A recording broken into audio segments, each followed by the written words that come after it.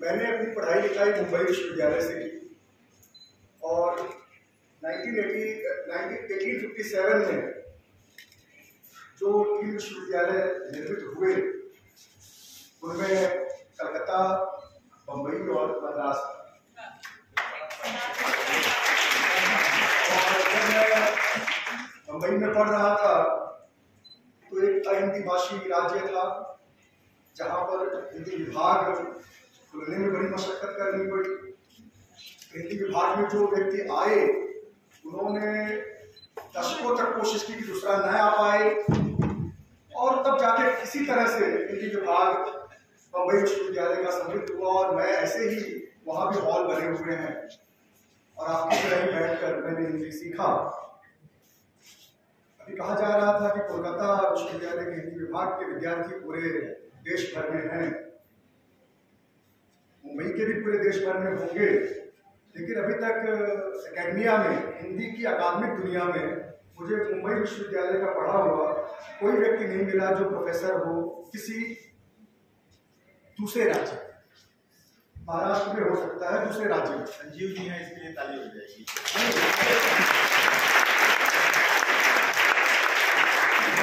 नहीं, आगे जो मैं कहूंगा उसके लिए आप जरूर ताली बजाइए। जब मुझे यहाँ पे रमेश जी ने कहा कि मैं आऊँ और आपसे बात करूं तो मैं बहुत खुश हुआ कि बम्बई यूनिवर्सिटी के साथ साथ यूनिवर्सिटी बनी है तो जरूर इसको देखना कि मेरे लिए एक तरह से पुण्य का अनुभव होगा और बातचीत करने का मौका मिले तो और भी अच्छा है। पता चला जितेंद्र भाई भी यहाँ पे आ रहे हैं और राश्री जी जो यहाँ पे मंच पे बैठी हुई हैं, इनसे भी मेरी दूसरी मुलाकात है, लेकिन चूंकि इनको पहली मुलाकात मेरी याद न रही तो मैं रजिस्टर करता हूँ कि मेरी तो दूसरी मुलाकात, क्योंकि मैडम को एक बार देखो और इसके बाद आप याद न रह जाएंगे तो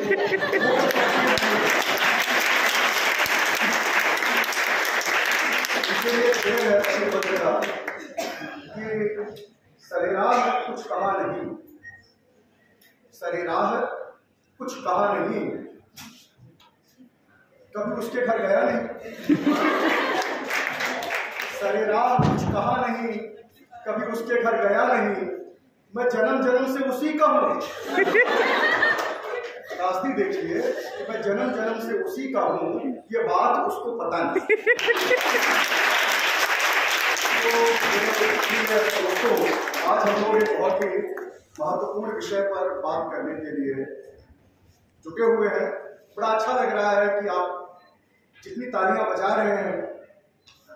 एक सेमिनार में मैं और था, बच्चे केवल शुरुआत में ताली बजा रहे थे, अंत में बजा रहे थे, तो मैंने समझ लिया कि बीच में हम लोग जो बोल रहे हैं लेकिन हो सकता है वो बड़े शालीन और अनुशासित रहे होंगे, लेकिन तालियां नहीं, अपने जहन में ये बातें दर्ज हों और जिंदगी में उसे हम उतारने की कोशिश करें, यही हमारा हासिल है जो इन गोष्ठियों से हमें प्राप्त। संयुक्त राष्ट्र में हिंदी ये विषय जब मैंने देखा तो कांप उठा। कांप इसलिए उठा कि यह हमारा एक स्वप्न है कि हमारी भाषा को संयुक्त राष्ट्र में सम्मान मिले, लेकिन अभी ये साकार होने में एक लंबी लड़ाई बाकी है। अभी साकार होने में एक लंबी लड़ाई बाकी है। सन 2018 में भारत सरकार ने $1 मिलियन 10 लाख खर्च करके यह व्यवस्था कराई कि जो यूएनओ की जो आउटरीच है उसमें हिंदी को भी शामिल किया जाए, जिससे कि हिंदी भाषा जानने बोलने वाले हिंदी में सूचना प्राप्त कर सके। जबकि संयुक्त राष्ट्र संघ की जो आधिकारिक भाषाएं हैं वो आज भी केवल 6 हैं और उसमें हिंदी नहीं। तो हिंदी को संयुक्त राष्ट्र में लाने के लिए जो हमें प्रयत्न करना है वो एक बहुत बड़ी चीज है। संयुक्त राष्ट्र में आने के पहले अपने राष्ट्र में कैसे हम हिंदी को प्रमोट करें, कैसे हिंदी को अपनाएं। तो एक बात ध्यान में रखिए कि हम भारतीय भाषा का चाहे कितना भी राग अलापें, लेकिन उसके साथ साथ हम तुलना करने लग जाते हैं। और जब मैं अगर किसी भी 2 भारतीय भाषाओं में तुलना करने लगूं, वो साहित्यिक तुलना हो, वो सांस्कृतिक तुलना हो, वो राजनीतिक तुलना हो, तो मैं भाषा के साथ प्रेम नहीं करता, है ना। क्योंकि प्रेमचंद भी यही कहते थे कि अगर प्रेम है तो वो परीक्षा नहीं करता, अगर आप परीक्षा करेंगे तो आप प्रेम नहीं कर सकते, आप 20 उसमें गलतियां निकाल लेंगे। बात सही है कि नहीं?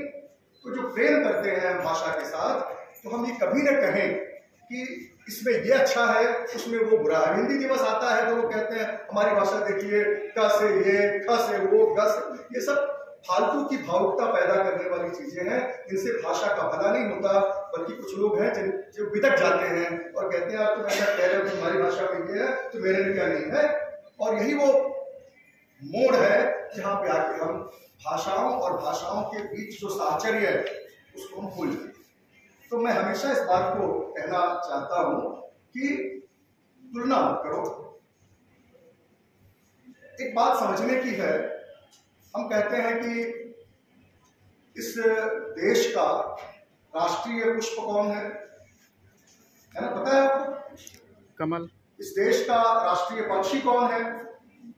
तो तमाम जो हमारे राष्ट्र के प्रतीक निर्धारित किए गए वो बहुत महत्वपूर्ण है, और उन प्रतीकों के साथ ये बात भी तो होनी चाहिए थी कि भारत की राष्ट्रभाषा कौन सी हो। तो उस समय 8वीं अनुसूची में जिन भाषाओं को शामिल किया गया, कहा गया कि ये भारत की राष्ट्रीय भाषाएं हैं। ध्यान रखिए, नेशनल लैंग्वेज है। तो एक तरह से नेशनल का मतलब राष्ट्रीय ही होता है। अब आप कहें नेशनल लैंग्वेज, तो आप हो सकता है राष्ट्रभाषा की बात कर रहे हैं, ऐसा हम समझ सकते हैं। लेकिन राष्ट्रीय भाषाओं का जो स्थान है वो सभी को दिया गया 8वीं अनुसूची में, ध्यान रखिए। और उसी के तहत हिंदी को राजभाषा बनाया गया। बात सही है ना, राजभाषा बनाया गया। अब आप देखिए कि 14 सितंबर को, जिसके निमित्त ये हमारे बैंक ऑफ बड़ौदा वाले, मैं गुजरात से आया हूँ और बड़ौदा में ही मेरी यूनिवर्सिटी का स्थायी कैंपस बन रहा है, और एक सूचना दे दूं कि जो इनके चेयरमैन हैं बैंक ऑफ बड़ौदा के पूरे भारत के, वो मेरी भी यूनिवर्सिटी के चांसलर है, डॉक्टर हसमुख अढ़िया। बड़ौदा के साथ मेरा बहुत ही गहरा लगाव है, और लगाव का कारण एक ये भी है कि जहां से मैंने कैरियर शुरू किया था उस कॉलेज में भी बैंक ऑफ बड़ौदा ही हमारा बैंकर था।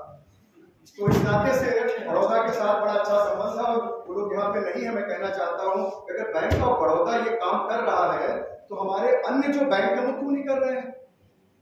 अगर इसको श्रीलाल शुक्ल सम्मान दे रहा है तो जो दूसरी जो हमारे संगठन है, अब तो कहना नवरत्ना उतना तो कहना आपके खतरे से खाली नहीं है, वो क्यों नहीं दे रहे हैं?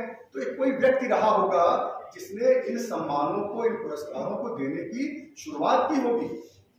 सयाजी राव तो बहुत बड़े विशाल हृदय के व्यक्ति थे, और आपको पता है कि कलकत्ता यूनिवर्सिटी किसकी जमीन पे बनी?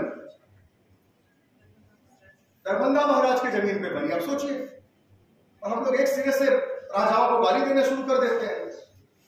किसी में कुछ अच्छाइयां और कुछ ऐसी बातें रहती हैं जिनका हमें सम्मान करना होता है।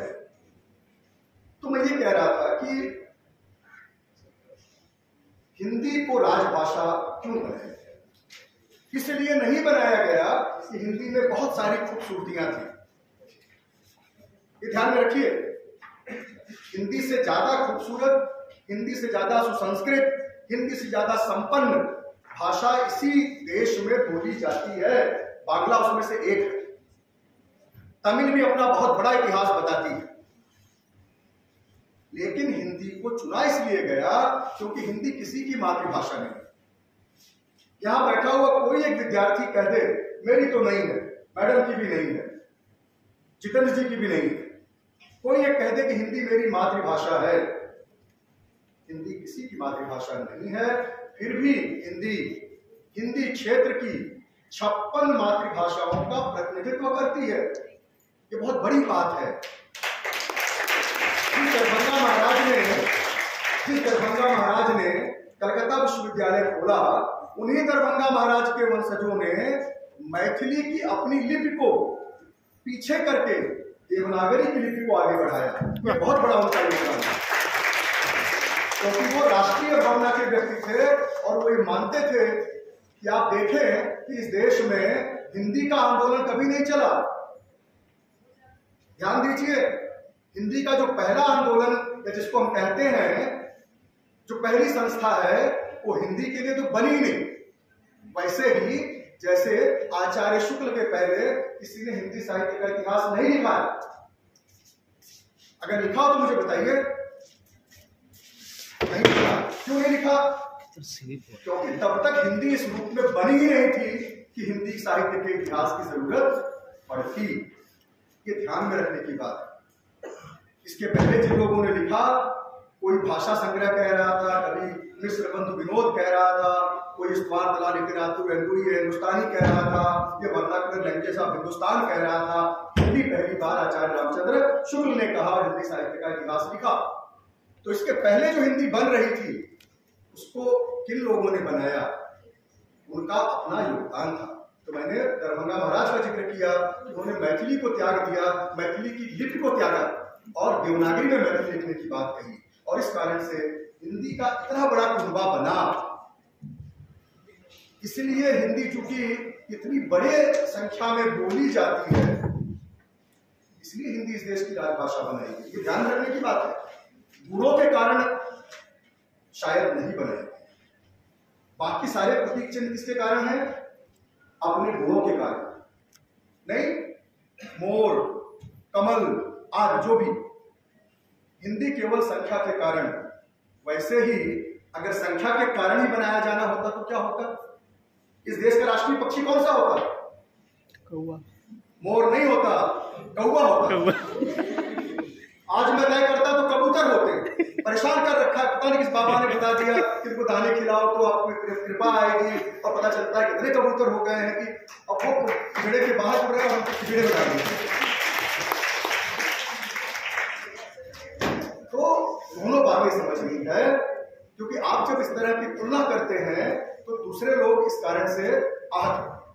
अब आते हैं इस पे कि इतने लोगों की मातृभाषा नहीं है, फिर भी इस देश की सबसे बड़ी भाषा क्यों बनी? क्यों? क्योंकि यह इस देश के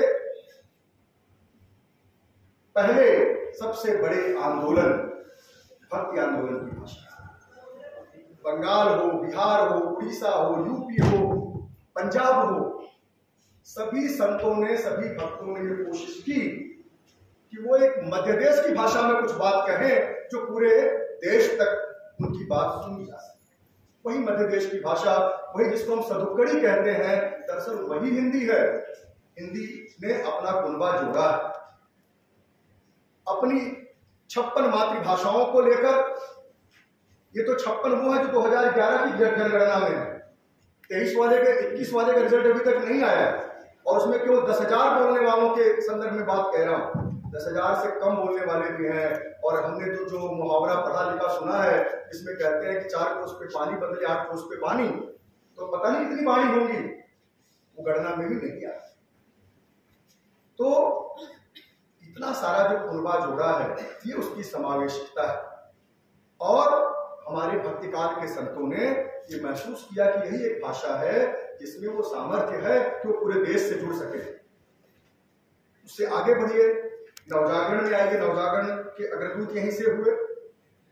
उस नवजागरण में आपके विश्वविद्यालय की उतनी ही भूमिका है। उसके बाद महाराष्ट्र में नवजागरण इसलिए हुआ क्योंकि मुंबई विश्वविद्यालय वहां पर खुला, और जितने वहां के अग्रदूत हैं वो सब मुंबई विश्वविद्यालय में पढ़े लिखे लोग हैं। इस नवजागरण की भाषा क्या है? इस नवजागरण की भी जो भाषा है वो वही भाषा है जो हिंदी है। क्या कारण था कि बंगदूत के कुछ पृष्ठ हिंदी में प्रकाशित हो रहे थे? इस पे गौर कीजिए, क्योंकि धीरे धीरे सब इस बात को स्वीकार कर रहे थे कि हिंदी ही वास्तव में इस देश की भाषा इसलिए भी बन सकती है क्योंकि इस पे कोई अकेले किसी का हक दावा नहीं है, ये सबकी है। और आजादी तक ये मामला चलता रहा, और उसके बाद जो कुछ हुआ वो राजनीति है, उस पर मैं नहीं जाऊंगा। इसलिए हिंदी इस देश की भाषा बनी और आगे भी बनेगी। जो बात समझने की है, पता नहीं कितनी देर बोलना है क्योंकि आपको भूख लगी होगी, और मैं 3 दिन से लगातार अपने सुनने वाले और मंच पे बैठे साथियों दोनों की भूख के आड़े हूं और घड़ी बार बार देखते हैं तो मैं सहम जाता हूं, लेकिन मैं अपनी बात कहते खत्म करूंगा। हमेशा ध्यान रखिए कि एक होती है मान की भाषा। 3 भाषाएं आपके जीवन को संवारती हैं। एक होती है मान की भाषा, एक होती है ज्ञान की भाषा और एक होती है स्वाभिमान की भाषा। सबसे पहले मान और पहचान की भाषा मैं आपको कहता हूं। आपके मान और आपके पहचान की अगर कोई भी भाषा हो सकती है तो वो आपकी मातृभाषा। इसलिए अपनी मातृभाषा को कभी भुलाओ नहीं। जहां तक संभव हो, आपकी मम्मी ने, पता नहीं मम्मी ज्यादा करती है, आपकी मातृभाषा उन्हीं के नाम पे बना हुआ है। Don't say in Hindi, English, कोसती रहती है। आपको भी पहुंचा होगा ना। तो मातृभाषा, आपकी मातृभाषा क्या है? वह जुबान जो आपने सबसे पहले बोली सीखी, जिसमें आपके माता पिता, आपके दादा दादी आपसे बात करते हैं। आप कहीं भी खड़े होइएगा तो आप कहिएगा कि मेरी पहचान क्या है? तो मेरी पहचान अवधि है। और इसी नाते मैंने राष्ट्रीय जी को अपना सबसे करीबी समझा। मैंने कहा क्योंकि वो भी अवधि क्षेत्र है, तो मेरी मातृभाषा क्या है? अवधि है। इसका मुझे बहुत मान है और मैं जब तक इस धरती पे जिंदा रहूंगा अवधि को मैं आगे बढ़ाता रहूंगा और मेरी सरकारें भी कोशिश करेंगी। ये मेरी मान और पहचान की भाषा है। दूसरी ज्ञान की भाषा। ज्ञान की भाषा हर वो भाषा है जिससे आप ज्ञान अर्जित करते हैं। आज अंग्रेजी है, कभी संस्कृत थी। अंग्रेजी हमारे लिए बहुत कठिन है, लेकिन आप मैक्स मुलर और उनके दौर के लोगों के बारे में सोचिए जिन्होंने संस्कृत पढ़ी, संस्कृत सीखी। क्यों? क्योंकि ज्ञान कहाँ था? संस्कृत में था। हमारा सारा प्राचीन ज्ञान संस्कृत में था। जो पश्चिम का पूरा ज्ञान कहाँ था? फ्रेंच में, लैटिन में, अंग्रेजी में आया। तो हमारे लिए सबसे सुलभ था अंग्रेजी सीख लेना। क्या दिक्कत है? कोई दिक्कत नहीं है। ज्ञान चीनी में मिले तो आप लीजिए, मंदारिन में मिले तो लीजिए, फ्रेंच में मिले तो लीजिए, कोई दिक्कत नहीं है। उस भाषा को सीखिए। यहाँ पे आप हैं, कितने हिंदी भाषी हैं जो बांग्ला बोलते हैं, तो इससे बेहतर कुछ नहीं। मैं महाराष्ट्र में रहा, मैं मराठी बोलता हूँ। गुजरात में हूं तो मैं गुजराती बोलना सीख रहा हूं। ये जब तक मैं नहीं करूंगा तब तक मैं किसी से आग्रह नहीं कर सकता कि भाई आप हिंदी सीखो। जो हिंदी क्षेत्र के मेरे साथी संगी हैं वो इस बात को थोड़ा कम समझते हैं, क्योंकि उनकी परवरिश वहां वैसे हुई है। हम लोग तो नहीं बोलते थे भैया उड़े चल रहा है, ये हमको सुनने को मिले से आपको हिंदुस्तानी कहा जाता होगा, बड़े सम्मान से तो नहीं कहा जाता है, ये आप भी जानते हैं। इसलिए हमको भाषा सीखनी होगी। ये हो गई कि आपकी ज्ञान की भाषा। इसके अलावा जो तीसरी भाषा है वो सबसे महत्वपूर्ण है, वह है एक राष्ट्र के रूप में आपके स्वाभिमान की भाषा। और राष्ट्र के रूप में स्वाभिमान की भाषा एक ही होगी, 10 नहीं होगी, और वह हिंदी हो सकती है। इसलिए हमें अपनी मान और पहचान की भाषा, ज्ञान की भाषा और एक राष्ट्र के रूप में अपने स्वाभिमान की भाषा को अगर हम अपनाते हैं तब सच में हम भाषा के विद्यार्थी हैं, तब सच में हम भाषा के सैनिक हैं। और इस आचरण और व्यवहार से दूसरे हमारी भाषा के प्रति आकर्षित होंगे, लालायित होंगे, प्रेम करेंगे।